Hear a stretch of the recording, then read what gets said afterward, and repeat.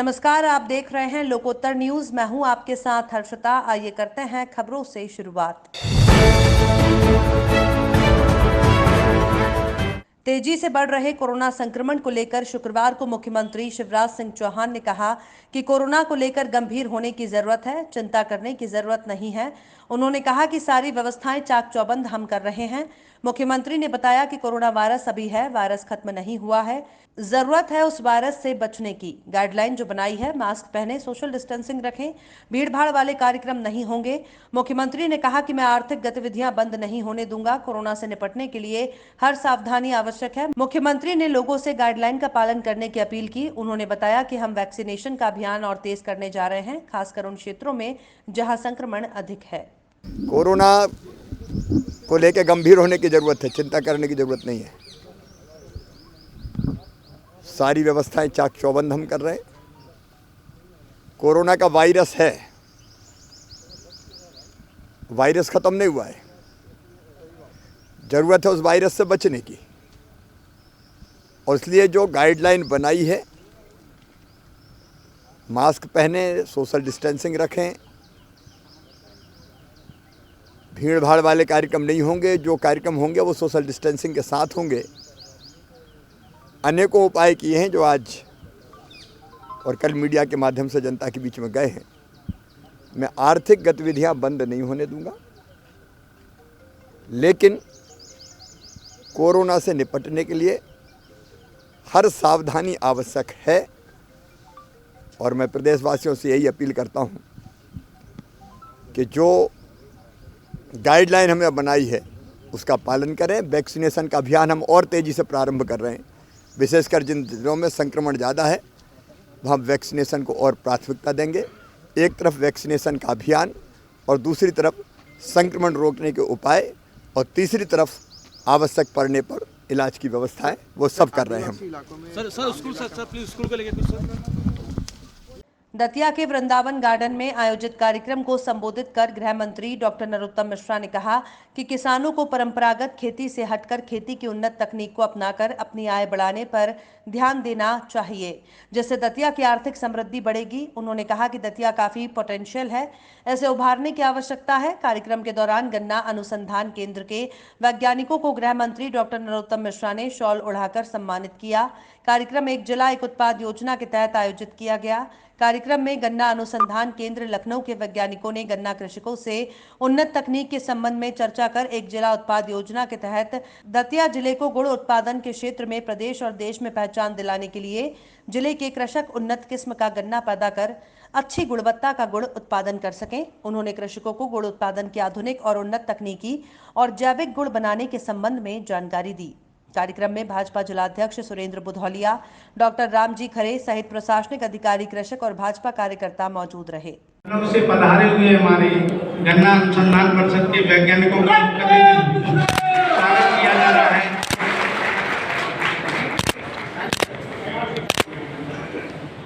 देश भर में कोरोना के बढ़ते मामलों को देखते हुए साजन अभी से अपनी तैयारी में लग गया है। मध्य प्रदेश के मंदसौर में भी कोरोना के मामले लगातार बढ़ते जा रहे हैं, जिसे देखते हुए जिला पुलिस ने अभी से लोगों में जन जागरूकता लाने की मंशा से सड़कों पर उतरना शुरू कर दिया। पिछले साल पुलिस ने लोगों को डंडे दे देकर कोरोना के बारे में सूचित किया था, लेकिन इस बार मंदसौर पुलिस कुछ नए एक्सपेरिमेंट भी कर रही है। मंदसौर पुलिस द्वारा पुलिस बल में पदस्थ संगीतकार पुलिसकर्मी द्वारा संगीत की धुनों को निकालकर लोगों को अपनी ओर आकर्षित किया।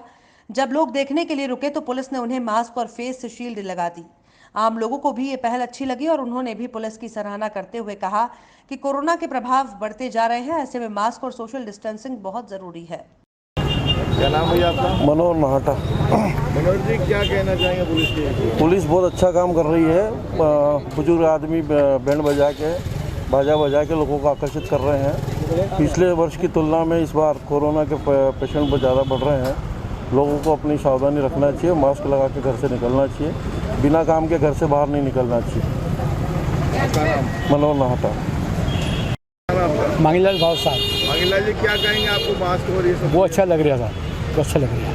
कोरोना के बारे में क्या कहेंगे आप? लोगों क्या सबको मास्क लगाना चाहिए, जनता बच्चा और बूढ़ा सबको मास्क लगाना चाहिए।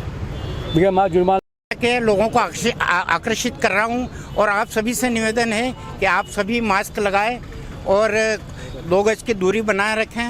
जैसे कितने समय से आप ये बजा रहे हैं बाजा? मैं बजा रहा हूँ 40 साल हो गए इसको बजा। आज एक बजा गाने के थ्रू आप क्या कर रहे हैं, लोगों को बुला रहे हैं? हाँ, लोगों को जागरूक कर रहा हूँ बजाते हुए कि मास्क लगाएं और कोरोना को भगाते चलो। ठीक है, क्या नाम आपका? जमुना लाल गंधा। सर क्या कहना चाहेंगे आज?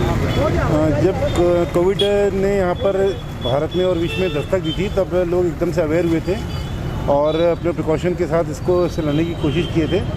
समय के साथ कोरोना का असर कुछ कम होने लगा, लेकिन फिर से पुनः नए स्ट्रेन में और नए तरीके से कोरोना पुनः लोगों में आना चालू हो गया है और काफ़ी बड़ी संख्या में केसेस फिर से स्टार्ट हो गए हैं। हमने पुनः जैसे पिछले साल मार्च अप्रैल के समय में हमने जो दमोह से 47 किलोमीटर की दूरी पर विंध्य पर्वत के आखिरी छोर पर कटाव होने की वजह से कटाव धाम के नाम से सुप्रसिद्ध एक ऐसा सिद्ध धाम जहां व्यक्ति का मन आस्था में रम जाए, प्राकृतिक सौंदर्यता आंखों से मन में समा जाए, ऐसा ही मनोरम स्थल है दमोह और जबलपुर जिले की सीमा के मध्य सिद्ध स्थली कटाव धाम। पर्यटकों और तीर्थयात्रियों के लिए हमेशा से ही एक पसंदीदा स्थल रहा है।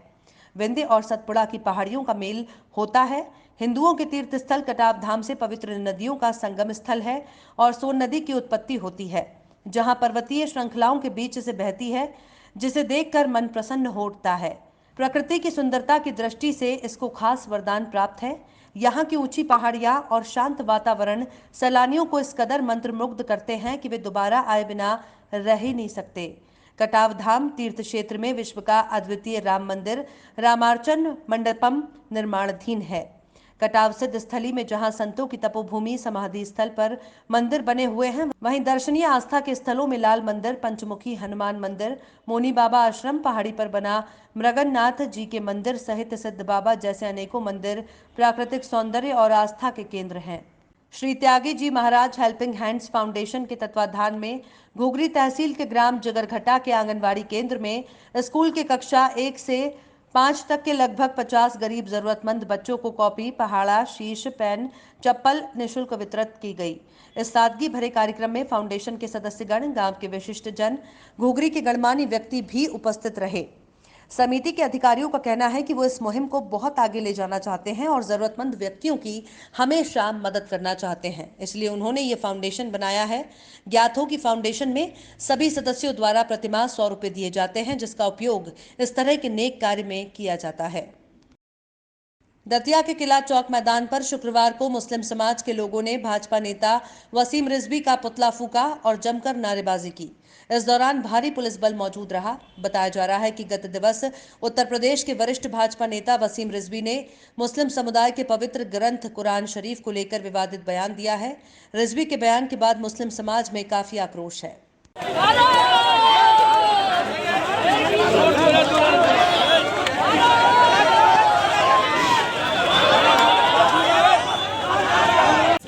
उनके खिलाफ जो उसने स्टेटमेंट दिया है तो बिलखुसूस वसीम रिजवी से आपने जो आयतें, जो वर्सेज आपने जिस पर आपने इतराज़ किया है और सुप्रीम कोर्ट में आपने अर्जी दाखिल की है, आपको सबसे पहले किसी स्कॉलर या मजहबी रहनुमा से आपको रब्ता करना चाहिए था, लेकिन आपने किया नहीं। आपके इस स्टेटमेंट से पूरे मुस्लिम उम्मत को परेशानी है और सारे लोग परेशान हैं कि आखिरकार पवित्र कुरान कि जिसमें आज तक किसी ने एक उंगली नहीं की, एक उंगली नहीं उठाई, आज तुम अपने स्टेटमेंट के ज़रिए आप कह रहे हैं, तो उनसे हम हुकूमत से भी और बिलखुसूस उन तमाम लोगों से जो वसीम रिजवी के सपोर्ट में, उनसे कहना चाहेंगे कि आप इस्लाम और कुरान को अगर समझना चाहोगे तो सबसे पहले हमसे रब्ता करना पड़ेगा, उसके बाद आप कुरान को समझ सकते हो। वरना कोई भी शख्स आज के दिन कुरान के खिलाफ बोल देगा, सुप्रीम कोर्ट जाएगा, हाई कोर्ट जाएगा, कहेगा कि नहीं ये कुरान ये है, ये हमारे खिलाफ है। तो मेरे भाई, कुरान किसी के खिलाफ नहीं है। ये तो किताब ऐसी है कि जिसमें अल्लाह ने कहा अल्लाह इकराह फिद्दीन, इस दीन में कोई ज़बरदस्ती नहीं है। खबरों में फिलहाल इतना ही। आप देखते रहिए लोकोत्तर न्यूज़।